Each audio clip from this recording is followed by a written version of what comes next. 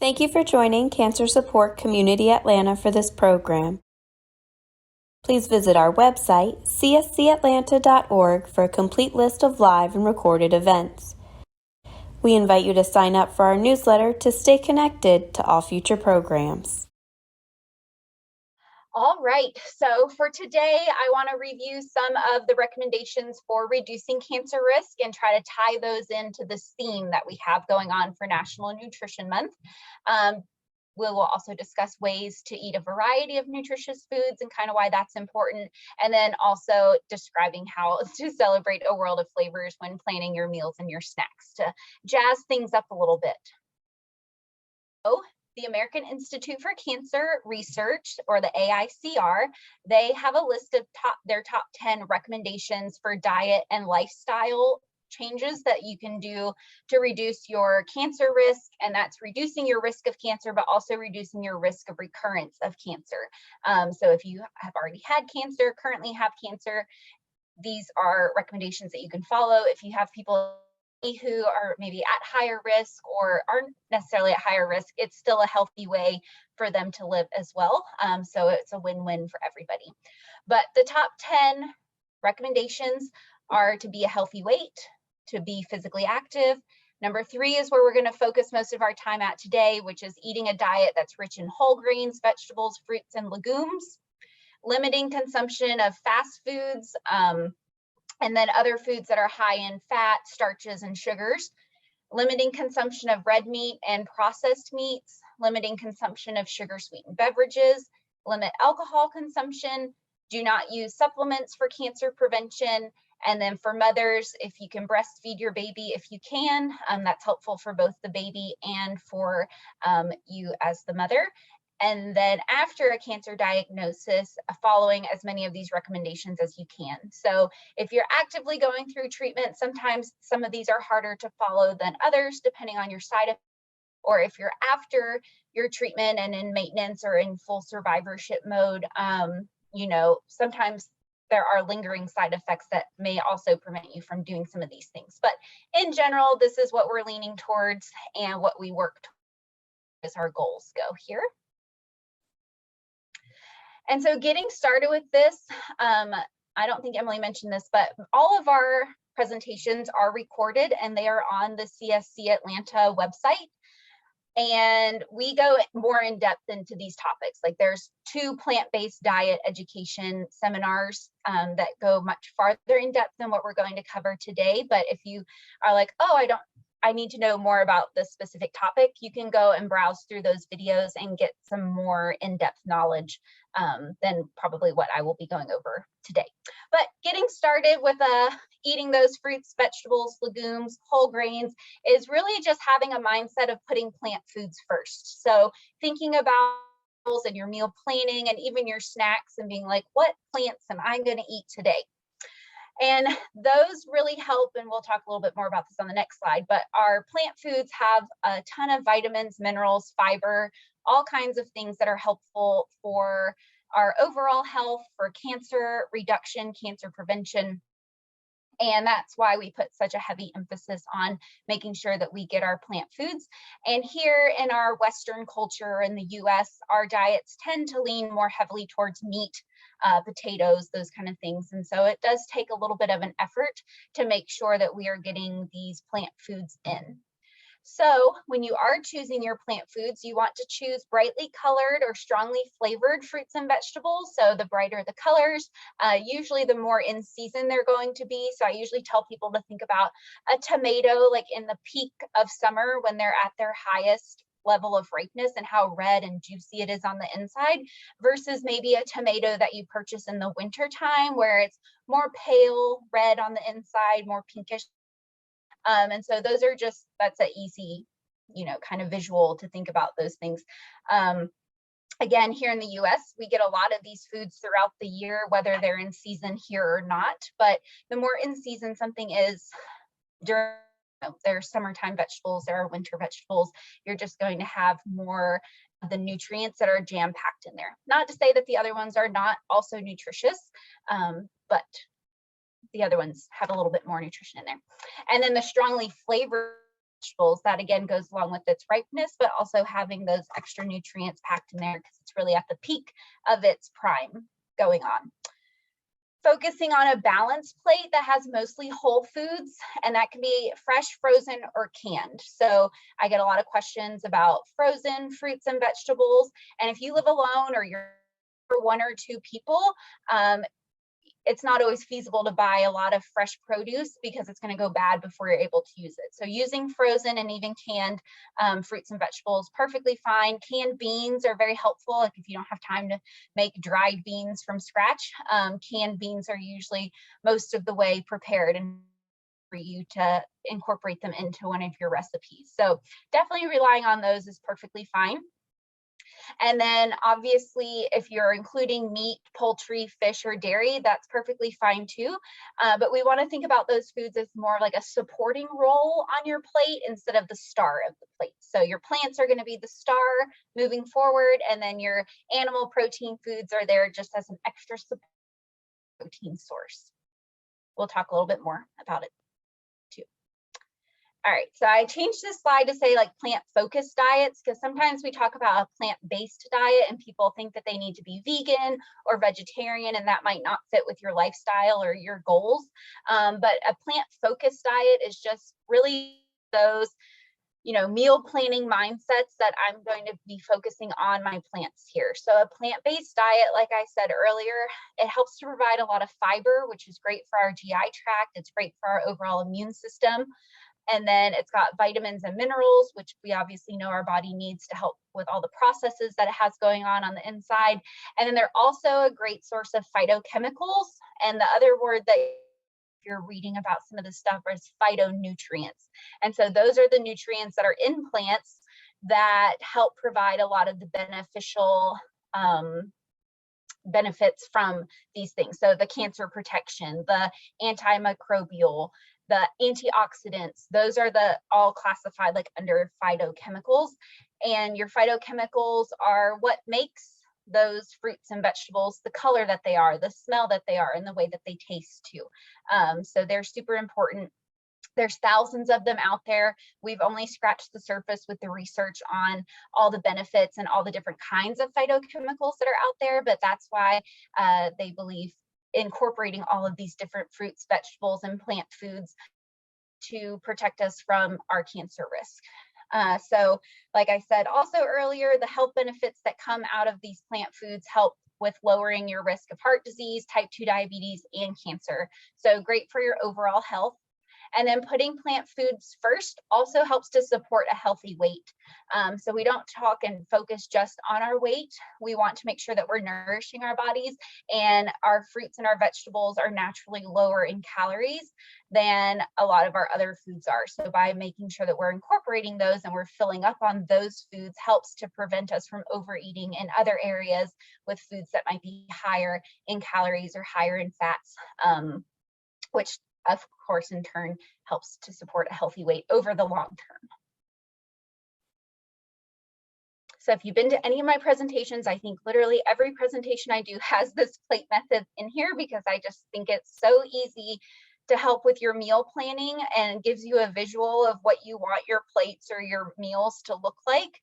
And it really helps to balance out your nutrients and make sure you're getting a balanced diet and that you're getting a variety of foods on your plate. No, it's just a guide. It's just kind of an idea of what you want your plate to look like. And if you notice in the middle, it has a 9-inch plate. So our dinner plates here in the US also tend to be quite large. So a 9-inch plate tends to be more of like your salad plate size. But you can measure your plates at home and see what you've got. But half of your plate should be non-starchy vegetables. So it could be a spring mix like what you see here. It could be asparagus with some zucchini and tomatoes. You can really plug in any of your non-starchy vegetables onto this side of the plate. And then a fourth of your plate will be protein of some kind. So it can either be an animal protein or you could do a plant-based protein like your beans and legumes, tofu, that kind of stuff in your protein section. And then the other fourth of your plate should be some kind or your starchy vegetable. So if you're adding a sweet potato in with your meal, you would put your sweet potato in the starchy section because it's a starchy vegetable. But also if you were doing something like quinoa, you would put your quinoa in this section as well. And I do have a handout, so if anybody's interested, and it may already be posted on the website, and Emily can let us know later, but on the back side, this is a full handout. It has all of the foods listed and what food group they go in. So it's got a protein, and it has all the foods that you could use in the protein section. Obviously, it's not every food that's ever been made in the world, but it just gives you a very good guide of like, okay, I'm going to put my pork chop in this area, or I'm going to put, like I said, your sweet potato. Sometimes people, is that a non-starchy vegetable or is it a starch vegetable? And it breaks that down for you. So it's very helpful. So we're going to talk about a world of flavors and different cultures and adding those kind of cuisines or flavors into our diets if you are interested. But the same rule of thumb goes for healthy eating, no matter what cuisine you're eating. So no matter if you are eating Indian food or you have Chinese or you have dish, like you always want your plate or your bowl or your meal to have a general concept, just like this plate is going to be. All right, so why do we want to celebrate a world of flavors? Trying different flavors of the world helps you to learn about your own food and your own culture and where it came from. A lot of the times, the way that we eat came from our upbringing. It also comes from what your current budget is and what your food preferences are. But, you know, everybody's family has a way of thinking about food and how important it was when you were growing up. It might not have been important at all. Think about your Thanksgiving traditions, or you know, I used to go after school and stay with another family, and their mom made food than what I ate at my house. So those all change whether you are across the globe or down the street from somebody. So it's a lot about learning why certain things are important to certain people, and a lot of things can be expressed through food. It's also fun because you might be familiar with a lot of different ingredients, but they can be presented in such different ways. So we use a seasoning in Italian cooking, but it may also be used in Latin cooking. And so it's the same ingredient, but it takes on a whole new shape. Different foods or in a different context or other seasonings. So that's a pretty cool thing that you already have some of this stuff on hand and you're like, let's see what else I can do with it here. And then trying foods and recipes from other cultures is a way to help spice, no pun intended, up your healthy eating routine. So we can definitely get stuck in a rut and get kind of bored. And if you have Taco Tuesday every Tuesday, you might be sick and tired of the same tacos that you always have. And so thinking about ways that you could expand those and try different, even if it's in the same genre, is a really fun way to think about meal planning and making your recipes. And then it also helps to increase the variety of foods that we eat. So we know that no single ingredient, no single food can help protect us against cancer or any other health conditions. It's about what we do as the bigger picture and as a whole that really helps to protect our health overall. And one of those things is making sure that we're eating a variety of different foods and different colors and different textures on our plate because they all have some kind of a benefit. People always ask, what's the best food, the number one food? List only one food, and you can't do that because they all have a different benefit that helps our health in some way. So this is definitely a fun way of spicing it up and creating a variety. All right, so just some fun ways to try new flavors. Obviously, this month's theme is to try different foods and different flavors from around the world. So you really have to do a little bit of research on your food preferences and what kinds of foods you like, and finding recipes and learning how to do that. So like I said, some people will do like a meatless Monday or a Taco Tuesday just as like a general guide for their meal planning throughout the week. And you just have to find those recipes that are from the culture and trying different flavors. And it doesn't even have to be a whole culture. Recently, I was introduced to leeks in December, the vegetable leeks. And I don't know, I just never had cooked with a leek before. So I had to go and Google, like, how do you prepare a leek? What do you do with a leek? And so I was in my husband's country and his mom made something with leeks. And so then I came home and I started making all these different leek soups, but I'd never bought a leek at the store. So it was really quite the experience. And I felt very adventurous, even though I was only trying like literally one new vegetable.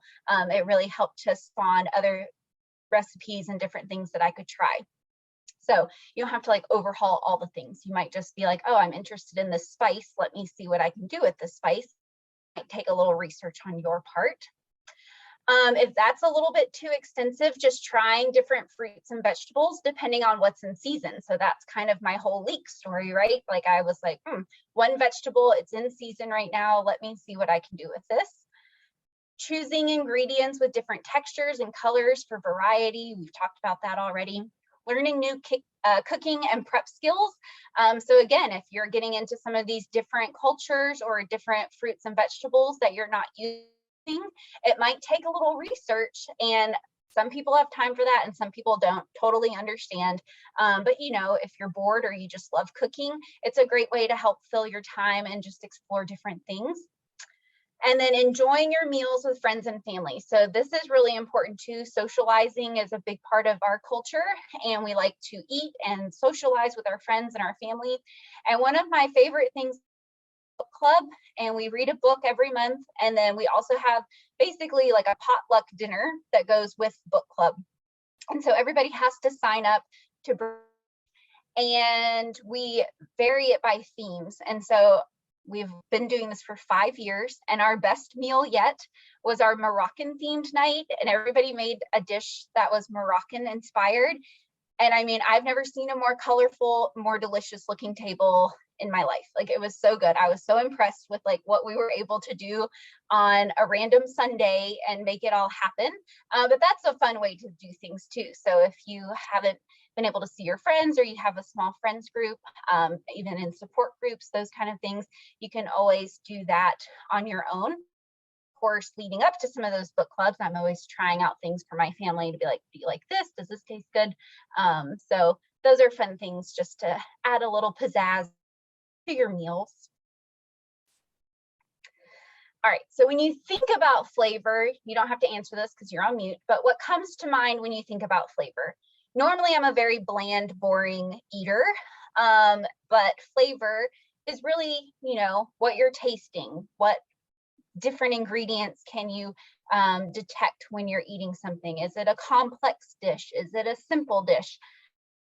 And then you can, of course, think about whatever comes to your mind when you think about flavors. You might also think, oh, salty, sweet, savory, tart, bitter, those kind of things. And then think about some of your favorite flavors as well. So my favorite food that I'm not very good at cooking would be more in like the Latin Mexican area. So those are really some of my favorite flavors. And so I'm always experimenting with those. And then I also love Asian themed foods. So those are some other flavors, but I'm definitely a more savory, like I don't even care about dessert. I mean, I'll eat it maybe if it's there, but I'm always thinking about the main dish, that kind of thing. My coworker, she loves sweets. Like, that is like, what are we having for dessert? And then she backs it up from there. So everybody's a little bit different. You have to pick out what your favorite flavors are. And then what tips and tricks have you found to change some flavors up? So we're going to talk a little bit about this. But especially if you've gone through chemo treatment or radiation and you've had taste changes, sometimes things that used to taste good to you pre-treatment no longer taste good to you during treatment, and sometimes even after treatment. So you have to be a little bit more adventurous and try different things to see if there are different flavors that go with your palate now. But there's a lot of different cooking techniques out there. So there's this FAST, which is an acronym for fat, acid, salt, and sweet. And we'll talk a little bit more about that on the next slide. There's also another cookbook that I saw that's out there that's like fat, acid, salt, and heat, which is probably a similar concept. Even just roasting vegetables, I don't know why I didn't like Brussels sprouts for 34 years, but when I discovered that you could roast a Brussels sprout and it tasted 1,000 times better than a steamed Brussels sprout, it really just changed everything. So think about things like that, like very simple. Like I don't like cooked carrots, but I love raw carrots. I love carrot soup. I pretty much love any kind of carrot except like a steamed carrot. I don't know why, that's just my own taste preference. So thinking about those kind of things that you've discovered throughout the years that work for you, that change the flavor up, even though it's the exact same food. Like, did you flavor it differently with different seasonings? Did you find a different cooking method to help make it taste different and taste better to you? And then, of course, adding spices and herbs. Great way to change the flavor of things. I'm sure there are other ones. We can talk about those towards the end. So this cooking method that we talked about, it helps your troubled taste buds. So you can really customize the flavors of your food. And this is nice too if you have other people that are having different taste than you do. So I always think things are too salty. And then my husband is always using the salt shaker on. Add more salt to this, it's too much. So this just gives you a very brief overview, and you can actually find more in-depth information. This is a cookbook that you can purchase. But if you're having issues with metallic taste, you can add a little bit of sweetener, something like an agave nectar or a maple syrup, and also like a squeeze of lemon. So metallic taste changes are very popular side effect of some of the chemotherapies that people are on. So this is a nice way of making some of those dishes taste a little bit better. And a lot of times that metal taste tends to be on maybe some of your protein sources. So finding ways to dress up the foods so you can get them down and so that they taste good is important. Things are too sweet, you can start by adding like 6 drops of lemon or lime juice. A citrusy type juice will help to cut that sweetness. I've had people oral nutrition supplements like an Ensure or a Boost, and they're like, oh, this is way too sweet for me. Actually add a few drops of lemon juice into their supplement, and they're able to get it down. It tastes a lot better to them, so that is always an option. If something is a little bit too salty for you, maybe you made a soup and got a little heavy-handed on your salt, you can add a little bit of lemon juice into that dish as well. And it's always best to start with the least amount and then kind of work your way up, because once you go, you know, too much, you can't really take that back if you're adding it to a whole recipe. And then if you have foods that are maybe too bitter, you can also add a little bit of sweetener, just like you would for a metallic taste, something like an agave nectar or a maple syrup to the recipe, just to make it taste a little bit better. And I do have a slide at the end of the presentation that has a few different cookbooks and websites on there with recipes. So this is one of them here, but the Cancer Fighting Kitchen, Nourishing Big Flavor Recipes for Cancer Treatment and Recovery by Rebecca Katz really talks about this fast method here. All right, so herbs and spices definitely add a burst of flavor to almost any food. This is obviously not all of them, but things like cinnamon and oregano and basil, and my favorite is dill. I didn't even put it on here, but curry and rosemary and ginger. There's all kinds of spices and herbs out there that are super easy to add into recipes and to find recipes that you can add these things into. So sometimes this, you know, I've seen supplements of certain herbs and spices, and if you can cook with them throughout your day and throughout your week, and you're getting them in that form, it's going to be much better absorbed and utilized by your body than if you're trying to add capsules of these things. Our body just really prefers them to be in the whole food form and to be mixed with other versus just taking a supplement of some kind. So your herbs and your spices, they can heat things up. They can also make things a little bit more complex if you're looking to jazz up a simple dish. So think about just a baked piece of chicken. Just by putting some maybe rosemary and oregano on there is really going to give you a different flavor than if you just ate like a plain piece of chicken. I had something last night that was super spicy, and I was like, too much spice. So we had to like tone it down a little bit, but you know, this is where all of our flavors come from. So a lot of times when people think about seasoning, salt is a pretty heavy seasoning for a lot of people, but by adding different herbs and spices, it actually can help us to reduce some of that excess salt intake that we have. And, you know, a little bit of salt is perfectly fine. It just, you don't want to be overdoing it or only using that to be your seasoning for your meals. But the really nice thing about herbs and spices, they're actually plant foods too, and they're actually packed with phytochemicals. So we talked about those earlier, that are going to help protect us against cancer and promote health. And because they're such a complicated and like small packaged item, they give you a lot of bang for your buck here. So they're packing a lot of phytochemicals in a small amount, which is great. So if you think about, you know, making a beautiful vegetable bowl of some kind and adding these herbs and spices on top of that, like you're just giving yourself extra nourishment and extra flavor so things taste good. And then, like I said, using herbs and spices helps to reduce your excess salt, sugar, and the fat that is in a lot of recipes. So you're still getting that flavor and that kick that you're looking for, but without all of the extra ingredients that maybe aren't as great for our health.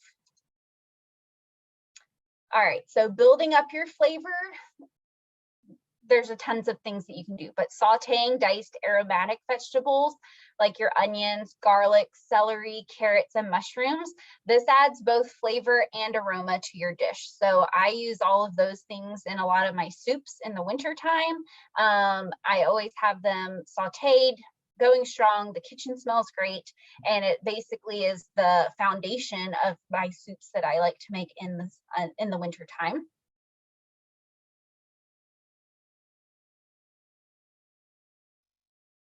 Your things, but one of the recipes I found online was a ground cumin, turmeric, and red pepper flakes that you add into a pan with just a little bit of oil, kind of simmer just a little bit, and then throwing in your vegetables or even some whole grains before you cook those really helps to bring out some other flavors in those foods as well.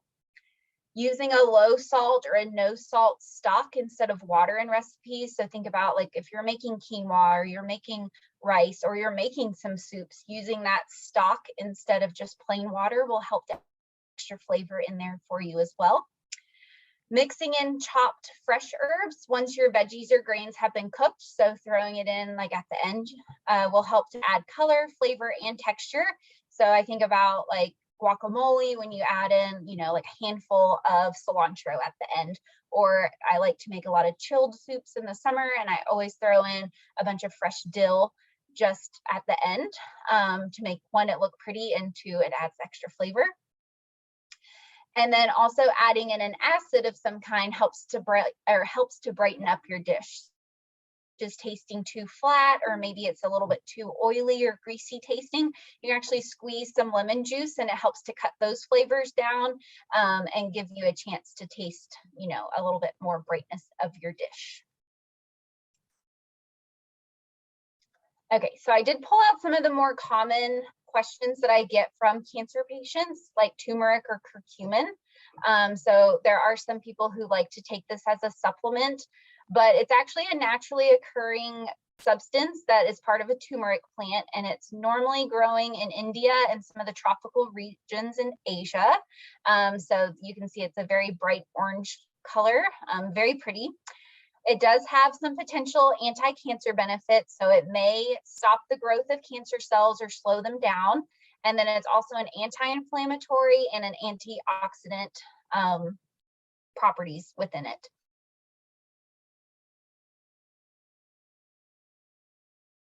Can be a natural blood thinner. The antioxidants may interfere with some of our cancer treatments because they're trying to oxidate your cells. So you do just want to use caution if you're doing supplements while going through treatment.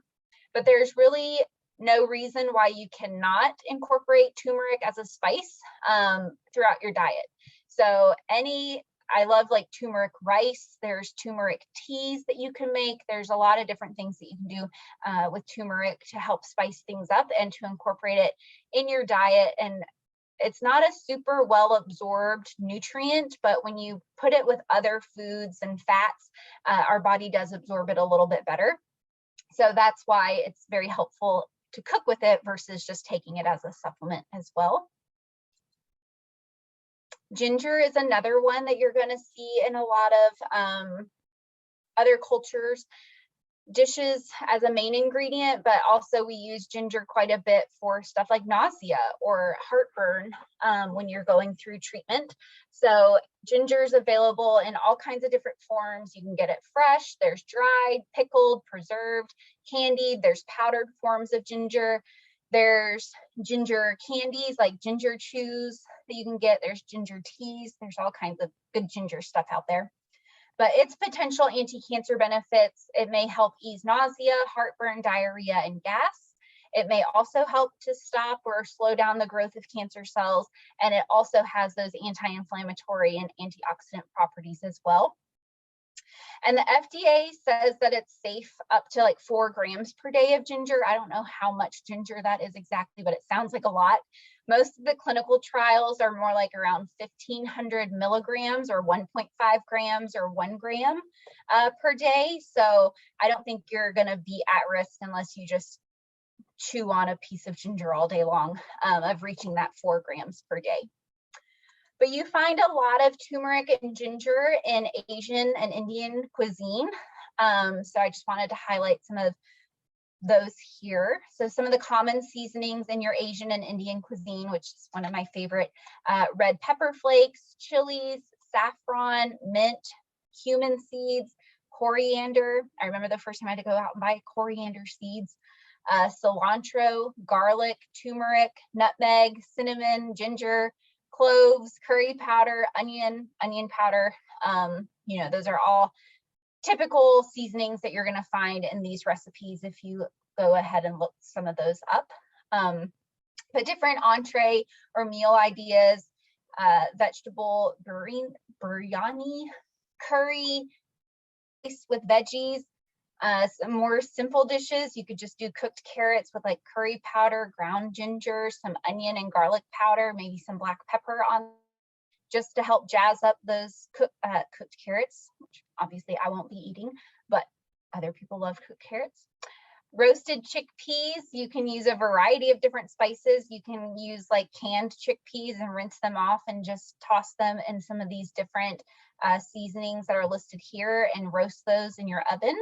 And those would be a great snack.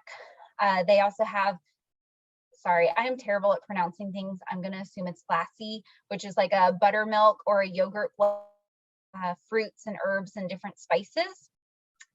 And then also nuts are a big staple of their cuisine as well. So cashews, almonds, really any nuts with some dried fruit are going to be simple things that you can throw together. And then this slide is just a picture of a hodgepodge of different Indian, Asian cuisine type things. And you can just see how colorful everything is. And they use a lot of beans and lentils in their dishes. But yeah, I mean, this just makes me hungry. So all the colors, all the brightness, all the different flavors going on in this one photo. And then thinking about garlic and also onions. So it's obviously a bulb, and they're known for their allium compounds, which is a, you know, pungent flavor, pungent smell, and obviously it's used as a garlic, or garlic is used as a flavor enhancer. And there are potential anti-cancer benefits. So it may stop cells from mutating. It may help to prevent DNA damage and stop cell growth of the tumor. And then studies have shown a powerful antibacterial effect as well. And so more research is needed as far as like garlic supplements go. And, you know, I just proceed with caution. There are some cancers that may have an increased risk if you're taking different supplements of these things, but when you're incorporating it into like a diet, it is reasonable and it is safe. And there has been a lot of like gastric cancer studies that show that people who incorporate garlic into their diets tend to have a lower risk of gastric cancer. So, you know, more research is definitely going to be needed, but as far as we can tell, adding it into your diet is definitely safe and definitely a reasonable thing to do. If I had to pick one seasoning to always have forever and I could have no other seasoning, it would be garlic. It is my but onions also fall into this category, and anything in the onion family as well. Oregano, I learned a lot about oregano this week, but it contains a powerful flavonoid, which is one of the phytonutrients or phytochemicals, quercetin, and it has potential anti-cancer benefits that may inhibit or stop or slow the growth of cancer cells, also anti-inflammatory and an antioxidant. And in the dried herb category, oregano is one of the highest antioxidant levels compared to all of the other ones. So thinking about all the dishes that you use dried oregano in, or what could it taste good with, and trying to add that in. But 1 teaspoon of dried oregano has as many antioxidants as 3 ounces of almonds or a half cup of chopped. So that's pretty powerful. And it's in all kinds of cuisine. I mean, we're going to talk about 2 more different kinds of cuisine here, and Italian, Mediterranean. We're going to talk about some Latin stuff. Like, they all are very heavy on the oregano, so this is great news. But additional research is still exploring the use of oregano in various food applications to stop bacterial growth, which that's pretty cool, because if you think about preservatives or other things that are trying to prevent bacterial growth so it's more shelf stable, that's a pretty cool function of something that is a dried herb hanging out there.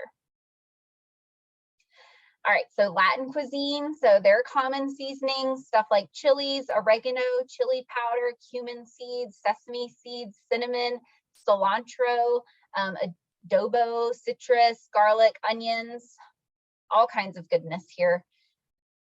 For some reason, I don't know why I didn't know what cumin was, but I started making different Latin cuisines, and I was like, why does it keep calling for cumin? And I didn't have any, and I finally went and bought it and started actually incorporating it. And I'm like, this was the missing ingredient. So definitely exploring those different things that maybe you haven't explored before in your own kitchen. But some different ideas, easy things like fish tacos with some avocado and salsa are super easy. Orzo con pollo, seasoned chicken and rice with a side of peppers, tomatoes, squash. Tamales filled with chicken and beans with a little bit of cheese and salsa. Black beans with chili powder, garlic, onion, cumin, and cinnamon, just to help jazz those black beans up. Raw veggies. I mean, you've got a lot of options going on here to make things pretty flavorful.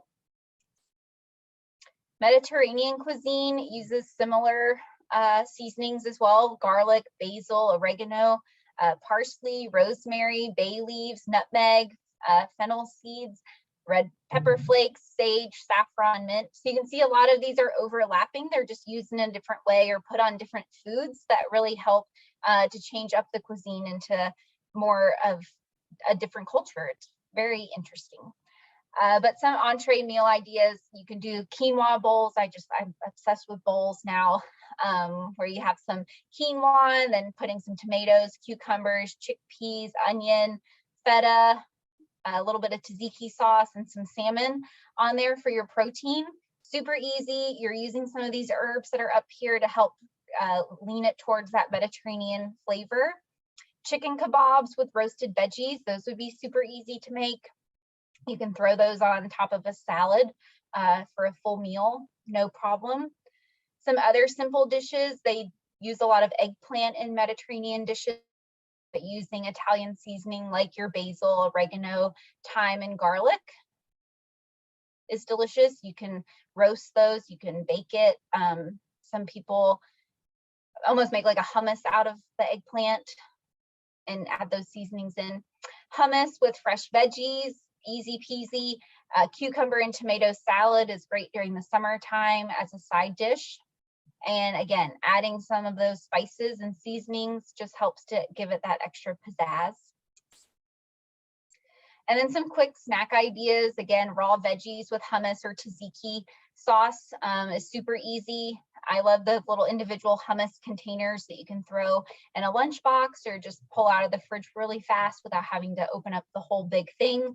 I know they sell tzatziki at the grocery store. I've seen it, I think at Costco and some other places. It's super easy to make as well. Fruit chutney eaten on a whole grain bread or cheese is a quick way to get in a little bit of plants. Baba ganoush is a mixture of the roasted eggplant and some tahini, and you can serve that over whole. You can dip your veggies in that as well. Whole grain tortilla chips for your guacamole, or even salsa that has different veggies or fruit. I always forget about salsa. Salsa is super low calorie. It's packed with veggies. You have to be a little careful with the salt and sodium intake depending on what brand you get, but it's a very easy way to help jazz up. I mean, even just like rice or putting it with some chicken and shredding some chicken just gives it a little bit of extra flavor and some juice to make sure that it stays moist. But yeah, definitely a staple for sure at my house. And then these are some cookbooks and some recipes that I found that have been helpful. So there's the Cancer Fighting Kitchen that we talked about earlier. I just ordered the Cancer Diet Cookbook off of Amazon this week. It's super pretty.